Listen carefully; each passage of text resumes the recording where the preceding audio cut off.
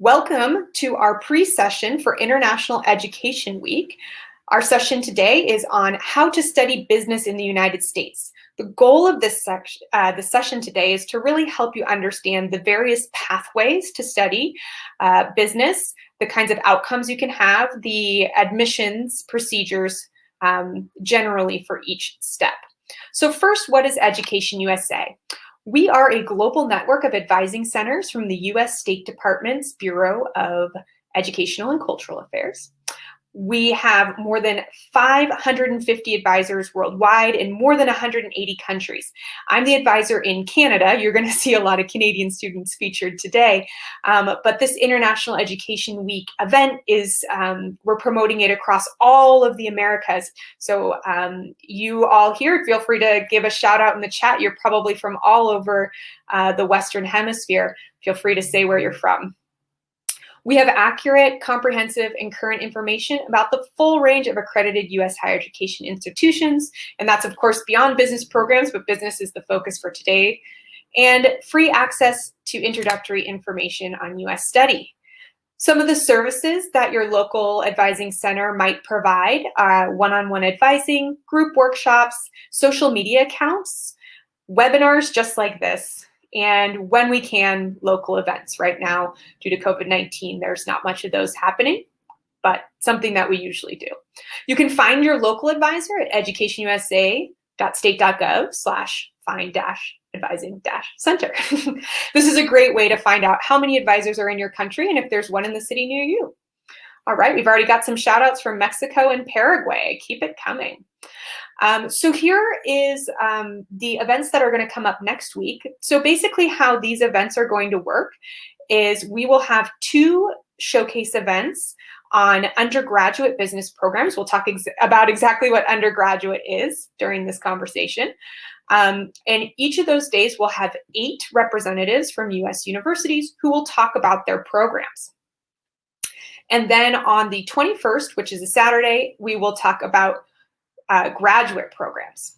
And if you want to see if your event has, your local center has any events, you can go to that same website, educationusa.state.gov and /find event. I will be popping up this information. I'll do it at the beginning right now, and I'll do it at the end. I'll just show you the right now. So you can sign up for this undergraduate event. So that's when you go to that link, you can sign up for the first part. I'm gonna do them all. So if you're interested, hit the button so it pops up in another browser, and then you'll be able to register for all of the ones you think you're interested in. That's the second part. And then lastly, in 3, 2, 1, here's the one for the graduate degrees. So again, like I said, I'll bring them up at the end. So if you missed it, don't worry, we'll get that information to you. Oh, I love it. We've got Brazil, Colombia, Argentina, a fellow Canadian, hello Flor, in Montreal, Chile. We've got a lot of countries represented today. This is really fun. All right, so let's jump right into the pathways to business. Yes, right, exactly. And Mo said, if the pop-up's in your way, there's an X in the upper right-hand corner. Just hit that and it'll sweep that information right away for you. Okay, here we go. So this image is what I'm trying to do here is show you what your pathways can look like. So on the left-hand side, if you're someone who has completed high school, you can enter in one of 2 ways. You can go and do an associate's degree, which is a 2-year degree. That can be done at a community college. Or you can go into a university and get a 4-year degree, which is called a bachelor's degree. If you decide to go in and get a 2-year degree, an associate's degree, you can stop there, or you can do what's called a 2+2 and transfer to your 4-year degree and finish and get your bachelor's degree. So either way, you can end with a bachelor's degree. Then your next step, if you want to keep going, if you're not done after your bachelor's degree and you want to do a graduate degree, so those first 2 bachelor's associates are called undergraduate. So if you want to do a graduate degree, there's so many different options. You can do certificates, you can do master's program, including a master's of business administration, or you could even do a Doctor of Philosophy, a PhD. So those are the options that we're going to go over today. Like I said, there's a lot. So we'll start at associate's degrees. Associate's degrees are 2-year degrees, as I mentioned. The name of the institution could be a community college or a junior college. You can go and do just a 2-year degree on a technology path. With that, that's kind of, you end at that and you work towards a profession in that technological career path. Or you can do 2 years of more generalized study in order to transfer to the 4-year university, as I mentioned, doing the 2+2 option. Community colleges are mostly public. They vary in size. Some of them can be quite large. And the largest ones tend to have fairly diverse international student populations. There's more than 1,000 options. Basically, any community you might want to live in the United States will have a community college. The community college tends not to have on-campus housing. They're typically have been built for the local community of commuter students, although international students are absolutely welcome to enroll. But some do have campus housing. It's just a bit rare. You always need to check with the institution to see what the housing is. The admissions itself is mostly open, which means any student who puts in an application, sends their final transcript demonstrating that they've graduated high school. And if your first language is not English, you would need to submit a TOEFL or an IELTS.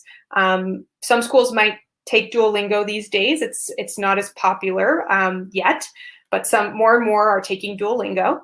So you would give that information, and then you also need to prove that you can fund your first year of study. So that would be the cost of tuition plus the cost of living. It's called a financial affidavit. If you give all that information, that's it. You go to the community college. You basically, if you're going to enroll for August, the deadlines for international students are usually June, just a couple months ahead of time to make sure they can check over your paperwork and issue your I-20. If you need to apply for a visa, then you probably want to just get that info in a little sooner so you have time to apply for that visa. Community colleges are great for saving money. They're great if you want to do a technical degree, and they're also really good for that transferability that I was talking about. Here's some examples. Now, when I show examples throughout this presentation, just note that these are a small number of examples when there's a lot more options than this. This is just to give you an idea of what's available. As you can see from these examples, you see the word assistant a couple of times. So a technical degree might end in becoming something like a social media assistant, a paralegal, who's somebody who assists in a law firm, bookkeeping, which is usually someone who assists to an accountant, right? So the technical associate's degree is usually more of a entry level or just above an entry level job where you have a bit of training, but you are not going to be training to be the manager of the firm or the company or the professional in charge, right? So that's typically the outcome of a technical degree. As I mentioned, for a transfer degree, usually the goal there is to transfer and finish a bachelor's degree at a university. So you will usually take a larger breadth of coursework. So you'll have some English requirements, math requirements, history requirements. The degree itself will usually be a business administration degree, but there could be some more specific pathways in something like accounting. You'll work with an academic advisor on campus to make sure that you are on track with your coursework to transfer properly. You should usually choose an institution that has a 2+2 agreement in place with the university that you'd like to attend. Or if you're oftentimes something kind of nearby the university you think you might want to go to. The transferability is usually better, and oftentimes there might even be an agreement. A good example is in California. The community colleges have something called the TAG system. It's guaranteed admission into 6 of the University of California campuses. And they give very specific grade minimums that as long as you get over a 3.2 or 3.3 or whatever it is, that you're guaranteed admission into the campus of your choice that's part of the program. So there's a lot of cool options like that. in the 2+2 programs. You would apply then to the university as a transfer student. So if you're somebody who's been in Common App and you've seen things like first-year student or transfer student, this is what the transfer students are. It's typically someone who's gone to community college.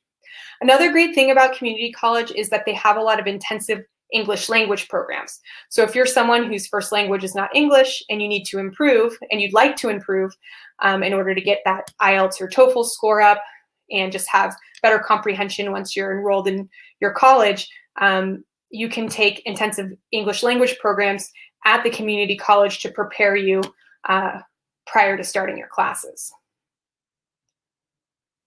So bachelor's degrees. This is another kind of undergraduate degree. Bachelor's degrees are achieved at universities, although in the United States, sometimes universities do have the word college in them. Just be ready for that. I know in Canada, college and university mean very different things.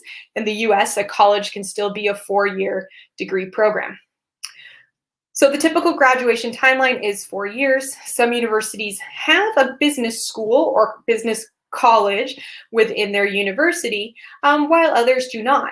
Even if a university doesn't have a specific business school, they may still have some business programs or business related programs in their typically their arts and letters college. So you'll see that oftentimes within a university, a large university, separate schools could also be called colleges. So you can also look out for business minors. Sometimes a university, if it has a business school that's really dedicated to graduate level programs, they may still have a minor in business that you could do. So you would major in something else, like maybe economics, and then you could get that business minor. Oftentimes those end up being interdisciplinary programs. Interdisciplinary means that you would take classes in a bunch of different schools or departments throughout the university. If a university has a business school, it's usually a little more selective to get into, and it may have some additional admissions requirements. So that might be some specific prerequisite courses like a minimum level of math or a specific SAT subject test like the math subject test. Usually prereqs around business tend to be just math courses is the most common thing that you'll see. Otherwise, in the holistic admissions process, they really like to see you take a breadth of coursework. It's just as important, besides having a high level of math, it's just as important to understand history and society and, you know, politics and even some science as well, right? So don't specialize too early in high school. It's a good idea to take a lot of those core classes, as they're sometimes called. But there doesn't tend to be a required minimum. So you'll see bachelor's degrees called a lot of different things. So I've included the language here. When researching, I learned that besides being called a BBA, a Bachelor in Business Administration, some schools also use BBM, Bachelor of Business Management. These are the same thing, basically. And these degrees provide a broad overview of business. And while there will be math involved, it doesn't tend to require very high levels of math, particularly to graduate. Just like an MBA degree, this is a little more geared towards professional uses. And so it's going to be slightly more practical in application. A Bachelor of Science degree, or it could also be called a Bachelor of Science in Business Administration, or BSBA, this will take a slightly more scientific approach. So because of that, these degrees you can expect will require more advanced math and a more analytical approach. So you can expect to do a lot more with theory and analysis. You will do theory and analysis in a BBA program too, but I'm just giving you kind of a sense of how they differ from one another and the emphasis on those things. A Bachelor of Arts. So if you want to go to a liberal arts school, particularly a college that maybe just has one college with all their majors in it, and they don't have separate schools for things like engineering or business, they might have a business degree rooted in the liberal arts, which means that you would take kind of a broader range of studies. Besides learning some business principles, you would be expected to take a lot of philosophy, politics, and other kinds of classes. So if you're somebody who's a little less math oriented or a little less focused on finance or analytics or something like that, and you want kind of more of a social approach to business, a Bachelor of Arts might be a good choice for you. They're a little bit more difficult to find. They're a little more rare than the BS or BBA degrees. So then what kind of bachelor degrees are there? Like I said, this is just a little pick, just a little pile of mixed nuts of a few different options of bachelor's degrees, but this is by no means the be all end all. These are just some really popular degrees you usually find: accounting, business admin, business of technology, economics. Economics oftentimes is a degree that's not in a business school. It's often something that is in the arts and letters program. So that's kind of like a good secondary choice major if you are not getting into the business program. But if you were paying attention 2 slides ago, the student highlighted who went to University of Pennsylvania, their business school for undergraduates has 1 degree, and it's at a business school, and it's in economics. So it varies completely from university to university on what they call their degrees and what's available. So here's some admissions requirements you can expect, but as anything, it varies a lot from school to school. So you will complete, the most important thing is to think of selectivity of the school. So the most selective schools will have the most requirements. The least selective schools, all the way down to a school like a community college with an open admissions process, will have the least a number of admissions requirements, okay? So you can kind of think of it that way. Application and fee. Every school will require you to submit an application and fee. Every school will require you to submit official transcripts. And of course, those, I don't think I mentioned that on the earlier slide, but you always need to have English translations if your transcript is not in English. Standardized tests. Typically that is an SAT or ACT, and some schools also highly recommend or require the SAT subject tests. If you are currently applying to schools in the United States for a bachelor's program, and you would be enrolling next fall, 2021. The SAT is optional for most institutions. SAT and ACT and the subject tests are optional for the vast majority of institutions. Now, if you're looking at enrollment in 2022 or past, then you may need to take these exams. It's kind of hard to say right now, so just kind of follow your EducationUSA Center, and we'll keep students informed about that. Again, if your first language is not English, TOEFL, IELTS, or Duolingo exam.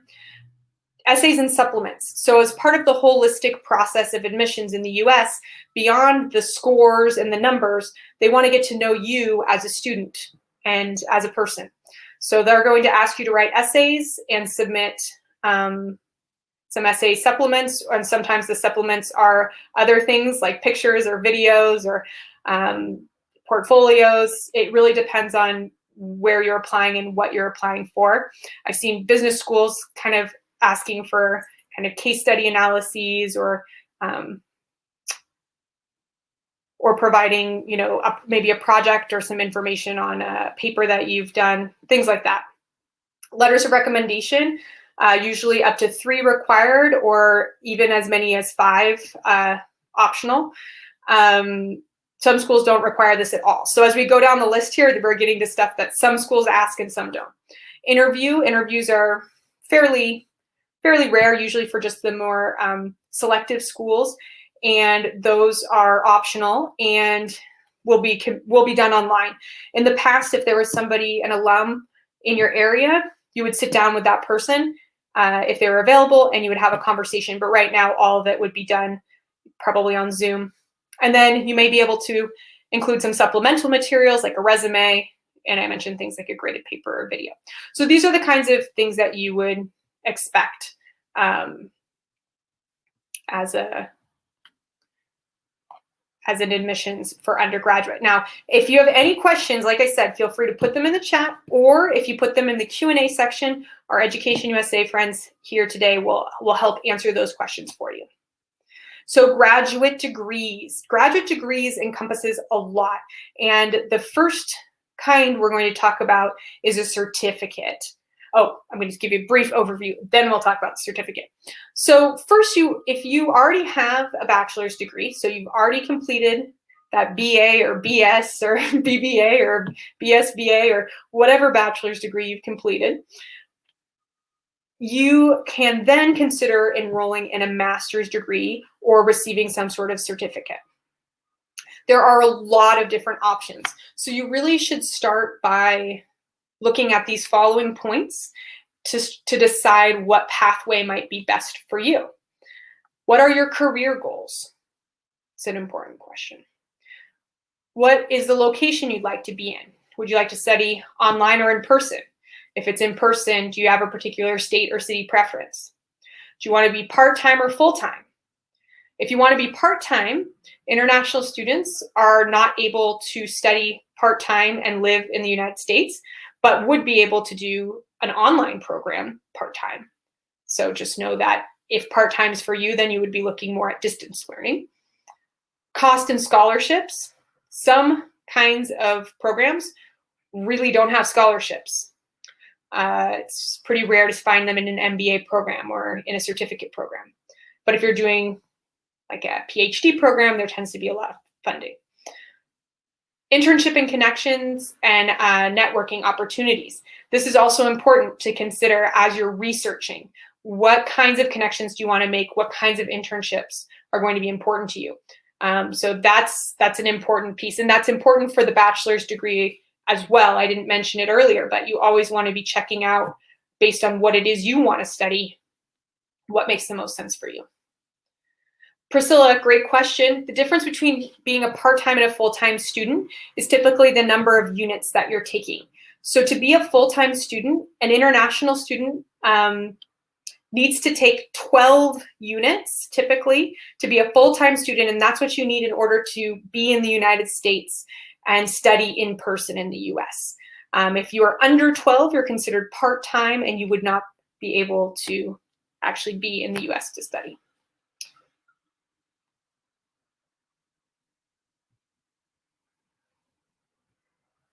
Esmeralda is excellent, or sorry, Carlos, you have an excellent question, and I'll talk about that as we get into the next couple of slides here. So graduate certificates are short-term programs. They're usually a year, but sometimes they're less. They can be called, they're also post-baccalaureate programs. So a post-bac is anytime you want to kind of upgrade a skill set after you've completed a bachelor's degree, but you don't need to like go all the way back to school and get another, like a full, another 4-year degree. Sometimes these programs are in what's called the continuing or extended education school. In these schools, they tend to be, if it's online, it tends to be fairly open admissions. If it's in person, they might have a more selective process because of the number of seats available. But the requirements for a certificate program in a continuing or extended education school tend to be fairly minimal, things like completing an application and sending in transcripts. So these programs tend to be pretty accessible, particularly the online programs. These are really for professionals to gain extra knowledge in a certain skill set with usually no scholarships available. So here are some samples of graduate certificates. You can see there's things like real estate licensure, right? So real estate licensure is a very specific professional path. You would take a small number of classes, you would receive a certificate, and then you would be able to hopefully then have what you needed to pass your licensure exam. Meeting and event management. Again, that's very focused on a very specific professional outcome. So maybe you did more of a communications or marketing degree when you were in university, and then you decided, you know what, I really want to specialize in event management. I'd like to take this, 6-course certificate so that it will improve my career outcomes. Digital marketing is a huge one. A lot of people are doing digital marketing degrees through certificates because it's not something that existed when a lot of us went to school a decade or so ago, and it's a newer field, and so people are trying to get up to speed, and a certificate is a really great way to do that. So that's kind of when and why people would apply for a certificate. So some admissions requirements, if you're looking to do an in-person certificate program that's in a business school, then they might have more strict requirements. So beyond the application and the transcripts, you would give the English language information, and then you may also need to do a statement of purpose, and as well as letters of recommendation. So there's kind of a range just based on selectivity, depending on where the program is located. So the graduate certificates are in universities in the United States. And as I'm saying, they could be so a university has a lot of different kind of smaller, think of it as a building. The university is like a big campus. There's different buildings with different schools or colleges. And the biggest universities sometimes have what's called an extended education college or school, where that's a really great place to do a post-bac or a certificate. A lot of times the certificates are all in that particular school, but sometimes if there's a business school on campus, they may have some certificate programs as well. You really have to just do a lot of research to see where the certificate you're interested in is located. Okay, this is the degree that most people are really aware of, right? The MBA, the Masters of Business Administration. This is a professional degree. It usually takes 2 years to complete, and it's focused on business in practice. It's a professional degree. So think of any time the technical degree is direct to a profession. The certificate is specific going into a profession. The MBA is really similar in that you're really looking to use it directly into a very specific profession. Okay, so this is a degree where you must have a bachelor's degree, just like any other master's program. It can really be in any field. In the United States, it doesn't really matter that much what your undergraduate degree is in. You don't have to get a business undergraduate degree. Whatever you come to the floor with is important education. Now, you might need to take a couple of classes, particularly in math. Like if you did a social science, you might need to take calculus or do some more math, depending on the school and what they require. But you wouldn't need to, get a whole nother degree. So the big thing that sets an MBA apart is that you typically have to have at least 2 years of work experience. There are some MBAs that don't require that, but the vast majority of them do, and they really want students to actually have experience working so that they can bring that knowledge with them into the MBA program. That's a really important piece. It's for any person who wants to advance their business skills, and it's applicable to almost any field. Education's a business. The government, there's business principles, leadership, things like that need to be used in every field. So if you're excited and interested in an MBA, it's applicable just about anywhere. A lot of schools are doing what's called dual degrees, where your MBA can be combined with other professional degrees. So, if you're pursuing a law degree, you can do a JD MBA or a MD MBA. The reason for this is a lawyer oftentimes opens their own practice. They're not just a lawyer, they're also a business owner. Same with a doctor. You're not just a doctor. If you own your own practice, you're also a business owner. And so MBAs, like I said, they're applicable anywhere. So you will find that they can be combined with a lot of other kinds of professional degree programs. As mentioned previously, there can be scholarships available, but they tend to be very limited, particularly for internationals degree. And Luis has a question about the graduate certificates. You know what? I'll answer anything that was off a different slide. I'll cultivate those questions and answer them at the end, okay? So here's some examples of MBA programs. Again, not an exhaustive list, just some samples. You can see a lot of the programs are similar to undergraduate degrees in business. So, accounting or entrepreneurship. Usually these are just opportunities to really deepen your understanding and your knowledge and your leadership in these fields. Application requirements. What do you know? The application fee, the transcripts. If you're not a native English speaker, English language. Okay, those things are going to be true across the board for all the degrees. But here's a new one, GRE or GMAT. So the standardized test for business programs is the one that's specific to business is GMAT. So that one's really popular if you know you want to do specifically a business program. But if you're not sure and you're like, maybe I'll apply for, just another master's program, like a master's in economics or something, then you might take the GRE because it would be more applicable to more fields at the university. So that's up to you. These are given online, and oftentimes they're given in testing centers. Excuse me, I've got to let my dog out. He's losing his mind. This is what happens working from home. Okay, yeah, so the standardized testing is given oftentimes at testing centers, which many have been able to stay open during COVID, and some of these have also are able to be given online from your home. And so that's why the universities are still requiring GRE or GMAT for 2021, because they're still accessible to students. You most definitely will write a statement of purpose. Those are going to be very important, and you might have some other supplemental essays. Definitely letters of recommendation, at least 2. A resume, which should also demonstrate that more than 2 years of experience. And usually one of your letters of recommendation should come from somebody you've worked for. For an MBA, it's not just academic references. They want like a business work experience related reference. And oftentimes there's an interview. And sometimes there's events where you can do interview screenings for MBAs kind of when they travel to your city, or right now that could be online.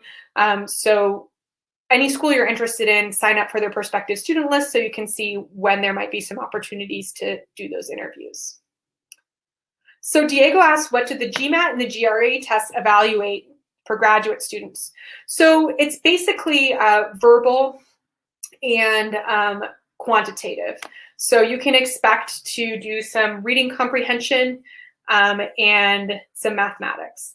And each of the tests will have a lot of practice available on the test maker's website. There's also usually an essay. They're a little bit different. The GMAT's going to be more business case scenarios, whereas the GRE is a little more just analytic essays that are a little more open and not as focused. So like I said, the GMAT's a business focused test. So if you know you just want to do an MBA, then just go for the GMAT might be a better fit. Whereas the GRE is used for every graduate field that's non-professional in graduate school. So it's not as focused, let's say.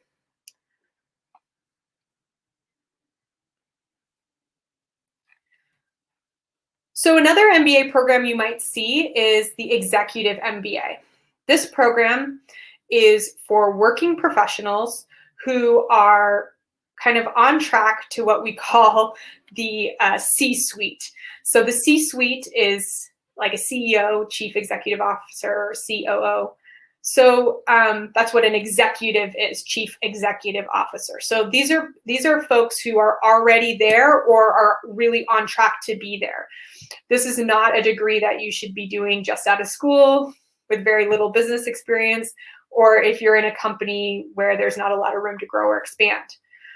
These are part-time hybrid programs with some in-person requirements, and typically on weekends. It works around people's work schedules. Because there's no, because it's part-time, this is the one program where no visa is given. I think someone earlier asked if graduate certificates gave visas. Any full-time program, accredited program, is going to give visas to students to come. So as long as it's a full-time in-person program, you should be able to receive a visa to attend. But with part-time programs, you can't. So it will have some admissions requirements. same as the MBA, but some a little bit different. So as opposed to 2 years, you need at least 5 years of experience, and you need your employer approval. So I'm sure many people here are not in the position for that yet, but it's just good to know what that opportunity is. Masters of Science in Business. Okay, so now we're going to talk about, so MBA was a more professional track. Now we're going to talk about the graduate level track that's a little more theoretical. So whenever you're doing a Master of Science or a Master of Arts, it's just a little more rare to find a Master of Arts in Business. This is a theoretical degree. Typically it's 2 years long, and at the end of it, you write a thesis, which could or could not be published. depends on what you want to do. These are for people who want to study and analyze business principles. You have to have a bachelor's degree, of course. You might have some prerequisites you need to fulfill, but typically no specific undergraduate degree is necessary. And there's more funding available in the more theoretical tracks. So scholarships available could be an assistantship for teaching research, or what we call a graduate assistant. Could be a research fellowship, or even merit awards from the graduate school. So typically, master's students are working for their money. So being a graduate assistant means that you're helping a professor with their research, with their teaching load, whatever it is, and you're getting paid for that time, and that helps you with your tuition. A fellowship, on the other hand, is money that just goes towards the research you're doing. Fellowships are a little more common at the PhD level, but they can happen at the master's level too. Again, here's some examples. So by no means, I'm going to say it every time, by no means an exhaustive list. You can see a lot of these overlap. So something like accounting or finance, I've put on almost every list. You can do something like accounting at basically every level. It's just going to be different as far as what you can accomplish with a associate's degree versus a master's degree, right? And here we have a student from Montreal who's getting her master's in accounting on this very photo. But there's some other, things like data science, analytics. So like I said, these degrees tend to be more analytical, theoretical degrees. So anything in analytics, data science, market research, that makes sense as a Master of Science program. And it's going to involve a lot of digging into those areas. Okay, so when you apply, you'll find that a lot of the application requirements are going to be quite similar to the MBA program. Some major ways that it is different is that you do not need to submit, you don't need to show that you've had at least 2 years of work experience. If you're doing a more theoretical program, the work experience is not as critical in your application process. I put GRE or GMAT because sometimes MS programs are in a business school, and so they will accept the GMAT. Might not always be in a business school and might require the GRE instead. So you really need to look at the website of the programs you're looking at to see if they will take either test. And you'll see that interviews are not usually part of the process here for an MS degree. Usually more emphasis might be on things like publications. So in your resume, you might want to have a CV style resume where you would include some information about publications or other educational pursuits. And a PhD. This is the highest level of education. It's usually a minimum of 5 years. That's 2 years of coursework plus whatever length of time it takes for you to do your research. It's a theoretical degree for those who want to research, publish, and teach business principles. Basically, if you want to become a tenured university professor, this is the route that you're going to go. I'm sure there's other ways that you can apply a PhD, but this is mostly somebody who wants to do stuff more in practice. It tends to be the MBA. Typical for those pursuing, I said that, and then part of that is you need to write and publish original research. It's called a dissertation. That's part of your degree. You must have a bachelor's degree, and sometimes you can get a master's degree first and then go on to the PhD. And there tends to be a lot of scholarships available at the PhD level, usually fellowships, and sometimes PhDs are fully funded.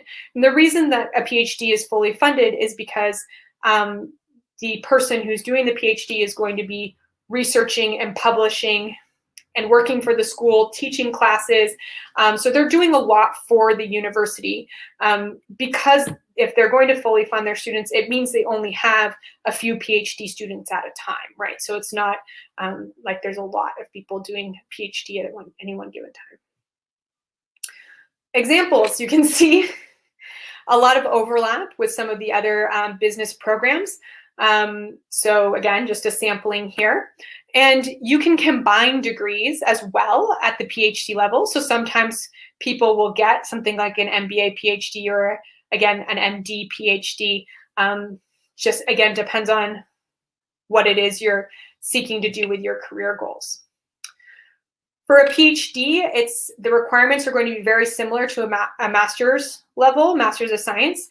A lot of emphasis will be placed on that CV, curriculum vitae, which is basically just, it's the same as a resume for the most part. It's the thing that's a little different about it is that it's usually more academically focused, and it's going to list your scholarly work. So it's formatted a little differently, but the goals are similar to a resume.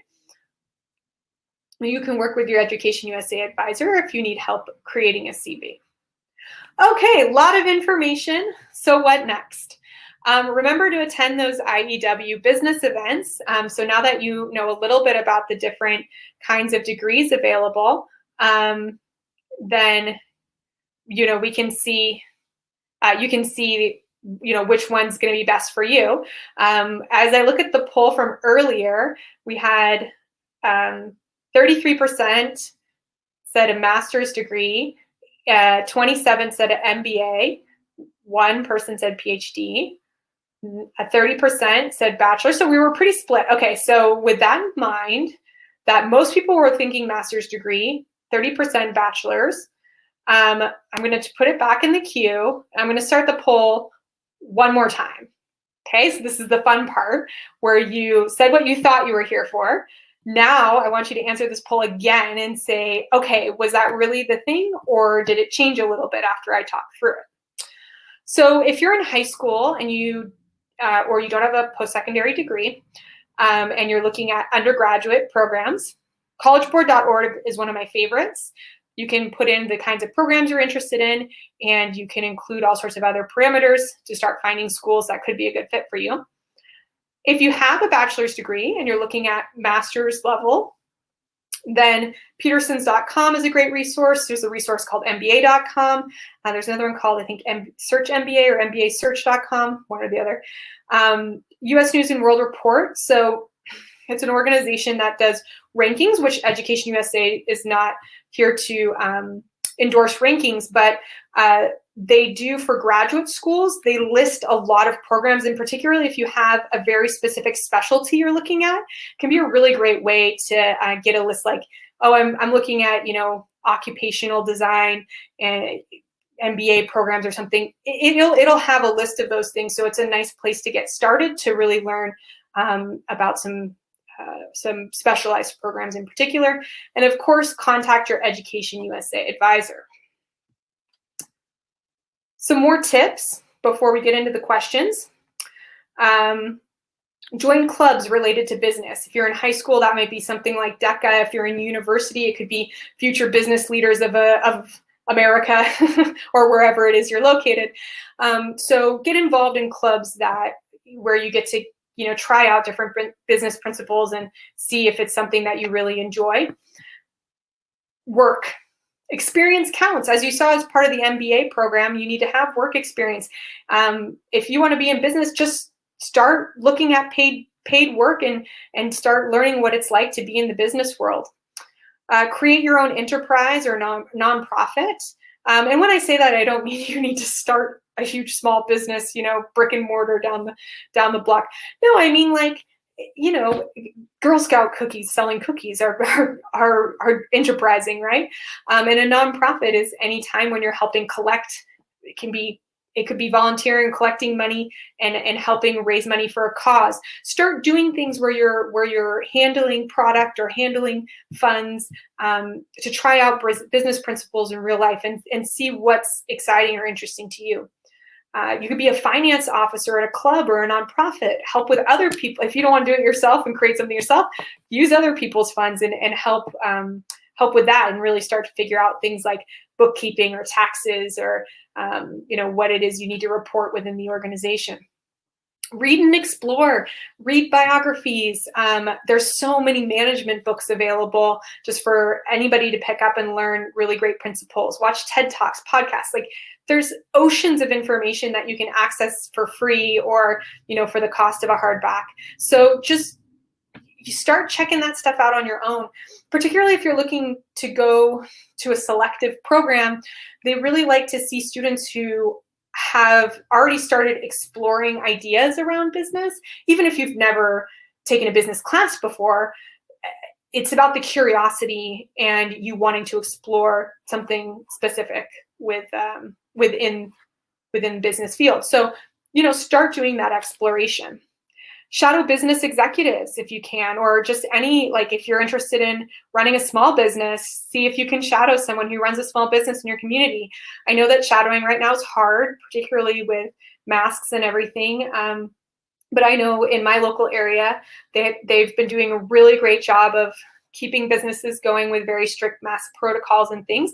And, if there's an opportunity to engage, go for it. But maybe not right now. Maybe it might be a little bit more in the future. And then, of course, if you're in school, if you're in high school, make sure you're taking advanced level math. Go up as high in math as you can. And if you have business courses at your school, give it a try. Take a course. It's never required for you to have taken a business course in high school, but, go ahead and give it a shot. And then, if you're in university during your bachelor's, then you definitely, if you're starting to think you might want to do business, you could do a business minor. Even if you've already gotten a lot of your way through university, pick up a minor or learn a little bit more about economic principles or things. And again, just always take those advanced math classes. I think that's always going to be the most important thing in the US whenever it comes to prereqs. So now we're going to turn to questions, and I see there's been a lot of questions coming in. So I'll grab some of those questions while I keep up the information about the showcases. So Flora asked if a charity can be part of a business work. Yeah, so I used the word nonprofit. Nonprofit is another word for a charity. And so besides, if you're preparing to go into business and you want to do some charity work just as an activity, absolutely. Even in the field of business, I didn't list it as an example, but nonprofit management is a very common field to pursue in business school. All right. Just going to scroll up here. I see some of you are asking questions in Spanish, so I will say that I won't necessarily know the answers, or I won't be able to read it. I took high school Spanish, but I really apologize that I don't know what some of these things say. And so my friends, Mo or Erica, if you want to highlight some questions in the presenters chat that I can say out loud, you can absolutely put those in there and I'll answer it.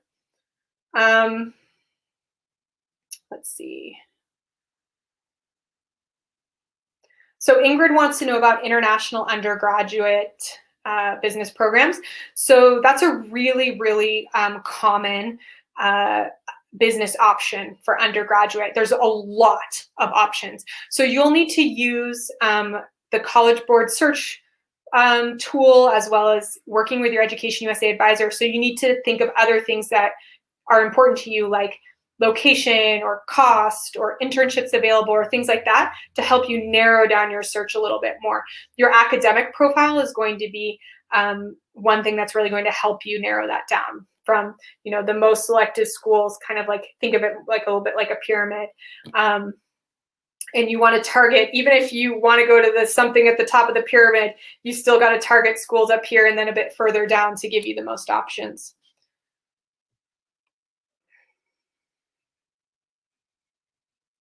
Okay.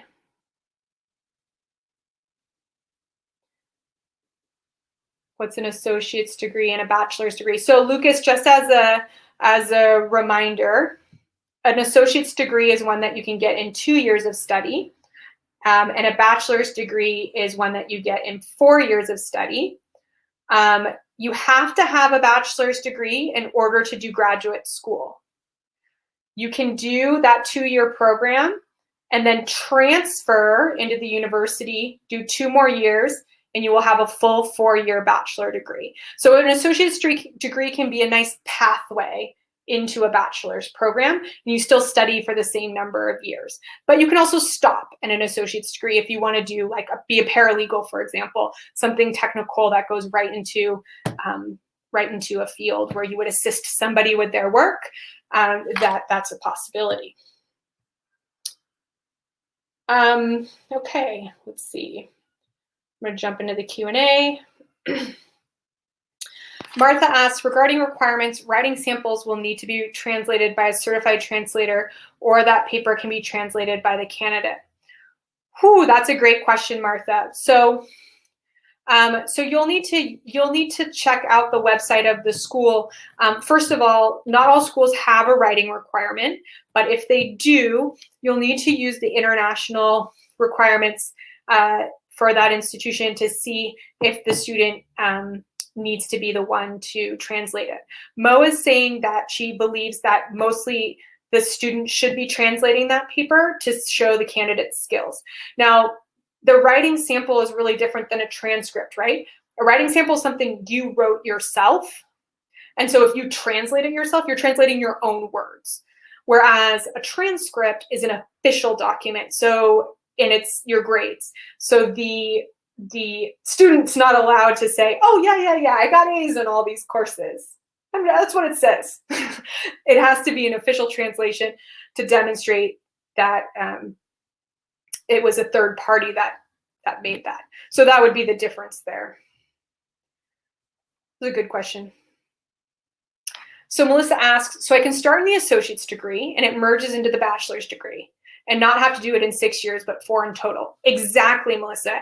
It's 4 years total, exactly. So when you start with an associate's degree, you don't lose any time, but you do save money.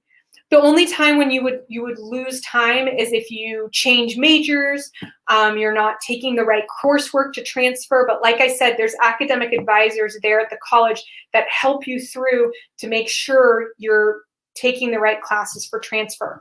Community college is much less expensive, so it's good cost savings, and the teachers are just there to teach. And so they're very focused on helping the students. So it's a little bit more hands-on than a university environment. It can be a really nice transition into living in the US.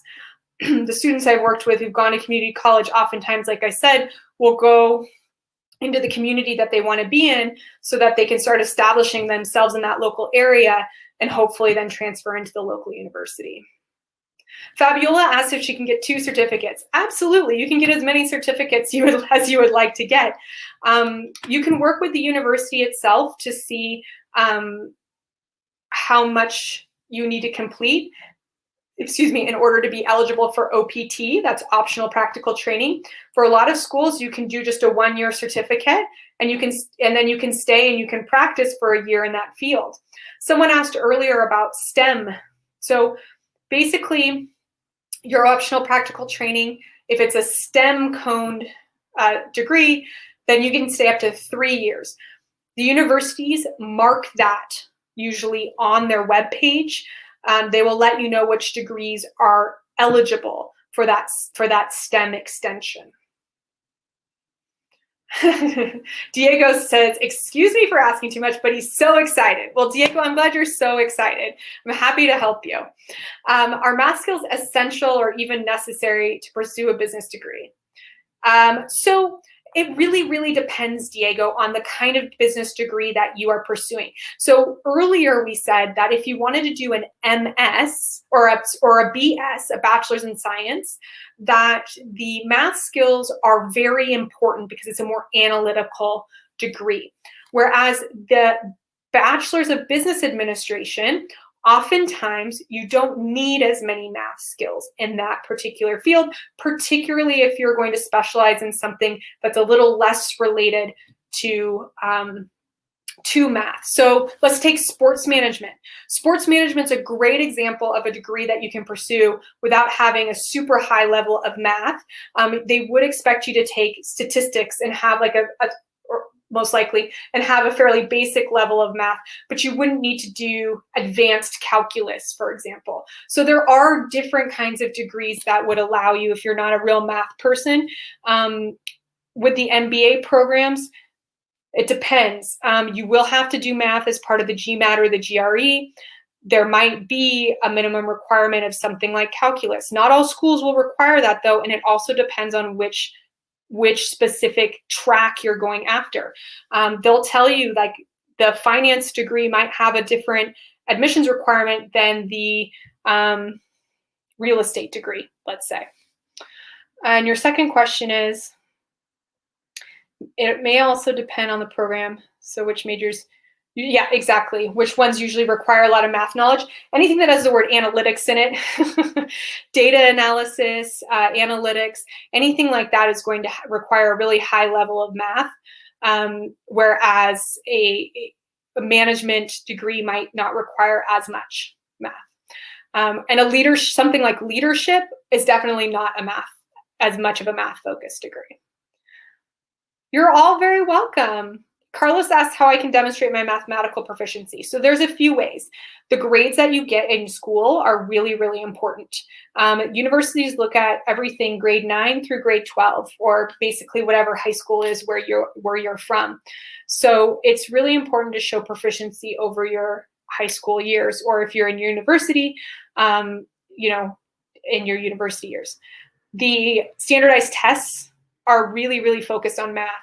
So you need to do well on the quantitative portion of the standardized exam if your school you're applying to really requires a high level of math. I think the most important thing to remember is there's more than 4,700 institutions in the United States. So that creates a lot of variety.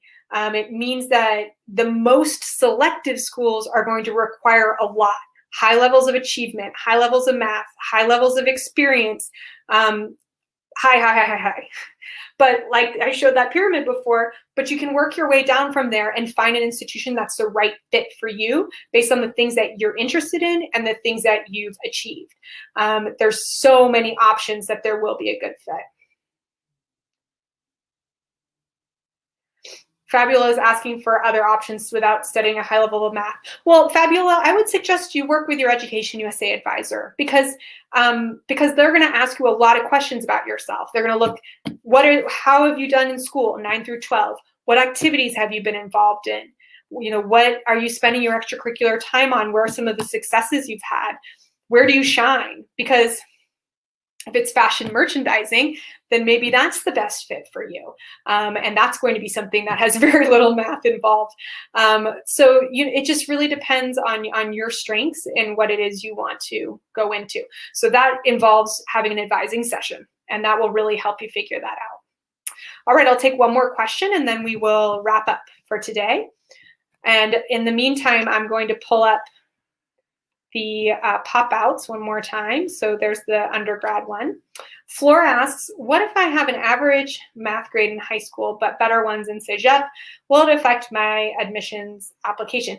Yeah, so Flor, your most recent grades are always the most important. And particularly as a Cégep student, you're a college student. So your college grades are so important because it's post-secondary. It's really helping show how you're going to achieve looking forward. So it's always good to see a student, a student working their way up. The reason they look all the way back to grade 9 is to just see your progress. And for you, that's going to be, 5 years of school rather than 4. Excellent. Well, thank you so much for your time and your participation today. Thank you to all our EducationUSA advisors, our awesome friends here who helped with your questions. Please feel free to continue to reach out. If you have more questions, you can see information at EducationUSA .state.gov, and you can find your local advisor. And please come to International Education Week Business Showcases. You all had great questions. You're so interested in business. Now it's time to actually meet people who are the admissions officers at their schools talking about their business programs, and all your specific questions about real estate degrees or other programs that you're interested in. These will be the folks who will be able to give you a real breakdown on what they have available. Thank you all.